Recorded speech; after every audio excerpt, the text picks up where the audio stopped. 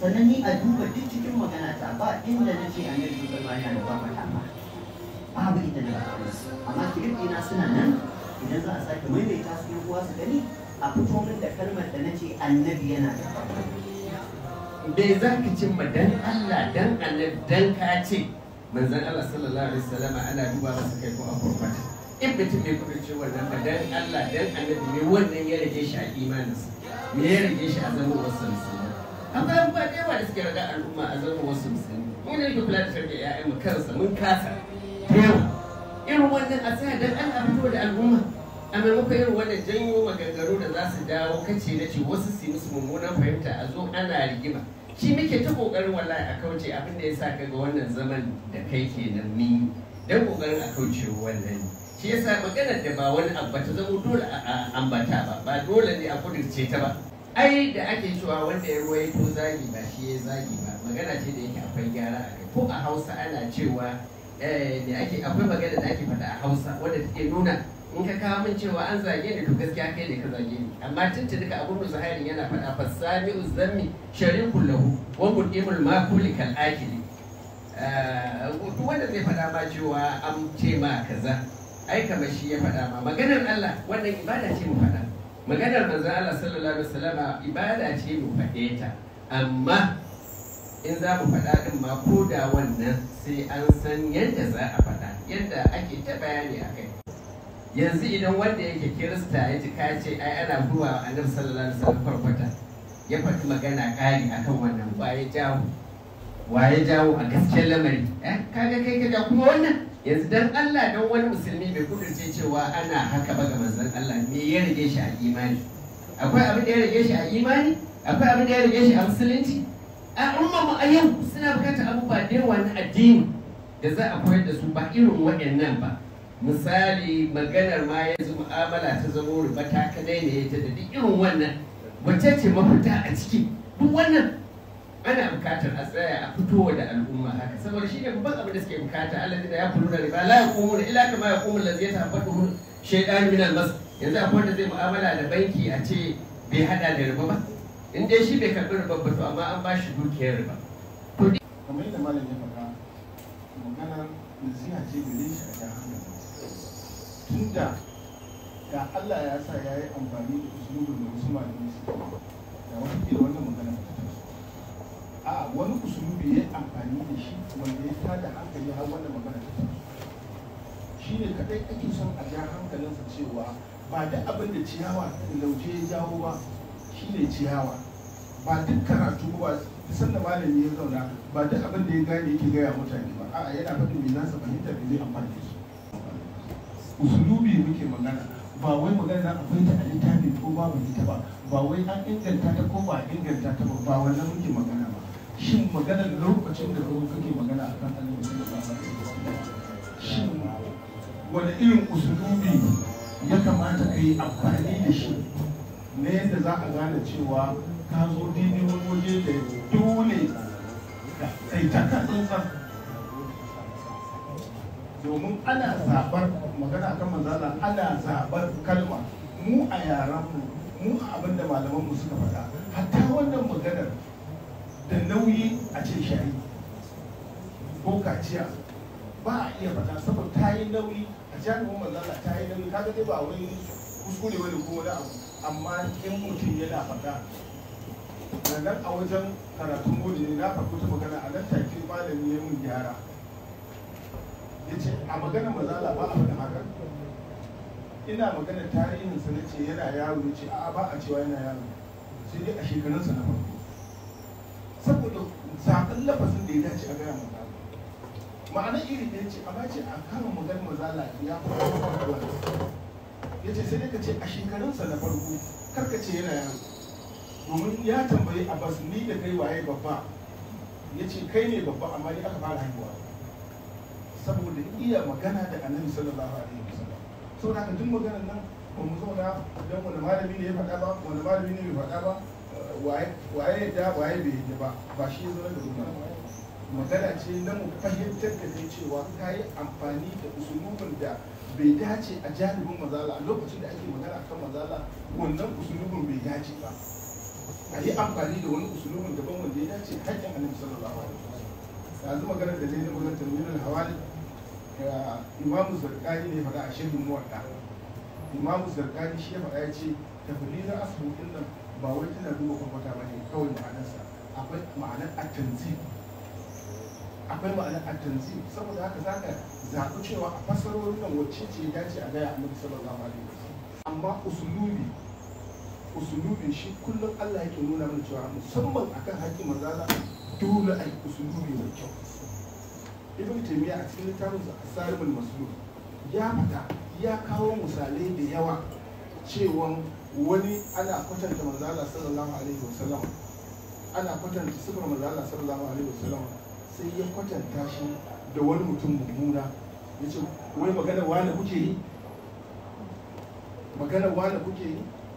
Ibn Taymiyyah a cikin wannan littafi ya tabbatar da cewa wannan mutum ya yi laifin da ya wajaba a kashe shi. Ibn Taymiyyah ya nuna cewa wanda ya danganta manzala da kazanta wasa, duk wanda ya danganta da manzala da kazanta to ya wulakanta annabi sallallahu alaihi wasallam. Annabi sallallahu alaihi wasallam a hadisai yana wanka, yana wanki, yana shafa turare, amma tozartawa ne, rashin ladabi ne ka ce ya yi wanka ne don datti ko ya shafa turare ne saboda wari ko ya yi wanki ne saboda kazanta. Kuskure ne, haka yi kawo a cikin littafin. Saboda haka alga wata mana duk maganar da muke wallahi duk zaman nan ba zaman da muka yi cewa shin hadisin nan ya inganta ko bai inganta ba, ya kawo ta da kanka ma ka daina maganar da muke yi shin usulubin da kai amfani da shi ya dace ana maganar mazala a yi wannan usulubu, sannan kuma shin abinda mutum ya yarda da shi kadai ne daidai, duk abinda bai yarda da shi ba daidai ba, wani shi ne kadai magana. Amma ba magana ba ta waye inganta shi, waye daidaita shi, waye kore shi, waye tabbatar da shi. Ba mujadala ba ce. In dai an yadda zai iya yiwuwa a nuna masa cewa inda yake tsaye nan ba wani zai ba, kuma shi bisa adalci zai iya karɓa an gamsar da shi cewa inda yake zai ba wurin zai ba, to wannan ba za ta tabbata ba kawai daga tambayar shi ya bada amsa a ce a shi. Ina ba ta amsa ce. Saboda haka ba laifi ba ne in ya ba da amsa ko ya faɗi wata hujja a nuna mai raunin hujja. In ya yi adalci ya gane cewa ɗaya rauni ne ko kuma a idan mai kawo masa ɗin ne da rauni shi da ba tashi launa. Har mu fahimci gaskiya gaba. Amma ba magana ba ce da cewa da ya faɗa shi ke nan a shi wanda da ya yi magana to mujare da zai sai dai a shi kuma ya zai yi fahimci kuskure. Kamar yadda na faɗa da su algaba ta bala, wallahi maganar nan ga baki ɗayanta ba magana ba ce ta a wani littafi a wani littafi. Wato babban abin da ya jawo wannan magana na zan ƙara maimaita ma usulubin da kake amfani da shi ne musamman a jami'in ma'aikata. Yanzu an sa mana clip din nan kamar da kuma guda biyu, dai raddi kake yi dai kuma bayani kake yi. Ko da raddi kake yi akan harkar ma'aiki dole ne ka zanci raddi. Ko da raddi kake yi maganganun da ka faɗa kai da kanka ka faɗi cewa mu nan Hausawa ne idan an faɗi kwarkwata muke ɗaukar wani abu ana kamar kaskanci. Wasu Larabawa kwarkwata ba kaskanci ba ce a wajen su. Wannan kaɗai ya isa gano cewa su kuma na mu Hausawa wanda duk aka dangana masa kwarkwata me mafahimtanmu ga wannan mutum. Shi wa Annabi sallallahu alaihi wa sallama abu ko da akwai shi a jikinsa in dai zai zama faɗin akwai rashin ladabi to haramun ne a faɗi shi. Shi ne ka'ida ta kwakwatar musulunci. Kullum abin da mun muke so mu fahimta a nan ba wai cewa akwai hadisin da ya faɗa ko ba shi. Misali taflira asal kamar yadda ka faɗa an masa wato fasarori da yawa, kamar yadda misali ban ji ka faɗi tanwirin hawalik ba na shirin wadda malik wanda ya kawo wannan magana cewa taflira asibudin nan kamar yadda kace waccan magana ana magana ne akan lugar. In an zo kan Annabi sallallahu alaihi wasallam ita wannan kalmar daga lugar tana iya da fassarar cewa binciken kwarkwata, tana da fassarar karkaɗe kura, tana da fassarar gyara gashi. To a cikin wannan fasarorin wanne ne ya dace da martabar manzala, wanne ya kamata a dangana manzala, tunda tafiyar asaudin nan yana ɗaukar tankiya, yana ɗaukar tanzi, to wanne ne ya kamata a dangana annabi sallallahu alaihi wasallam? Da yawa abinda aka gaya wa wani abinda yake ya halatta kuma da kansa Allah ya dangana wa wani annabi, haramun ne a dangana manzala shi. Bai zama hujja na cewa alƙali iyadu ya ce ya kawo hadisi annabi sallallahu alaihi wasallam ya ce akwai annabi da kwarkwata ta kashe shi, wannan abu akwai annabin da aka kashe, akwai annabin da aka ci shi da yaki, duk wannan kalmomin haramun ne a gaya manzo Allah saboda martabarsa. Allah tabaraka wa ta'ala ya ambaci annabi ya sayyidan wa hasuran wa nabiyyan min as-salihin. Kalmar nan hasuran haramun ne ka gaya manzo Allah, gashi kuma Allah ya gaya wani annabi.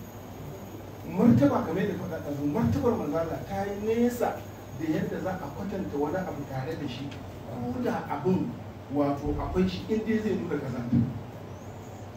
Annabi sallallahu alaihi wasallama da kazantar zai gani a jikin wani ba zai iya gaya mai ba, sai da shi a bi shi a gaya mai. Mu a Hausa kamar da faɗa, duk wanda aka dangana a kwarkwata an dangana masa kazanta, domin kamar da ka faɗa ɗazu cewa rashin gyaran kai ke kawo kwarkwata. Kuma ba sharaɗi ba ne cewa duk sanda aka duba kwarkwata sai an ganta, amma duk wanda ya ce duba mun kwarkwata to mazannanta ne akwai yiwuwar a ganta. Amma duk wanda ya san kansa ba kwarkwata saboda gyaransa saboda tsaftarsa ba da yin da zai sa kuma a Hausa ce a duba masa kwarkwata.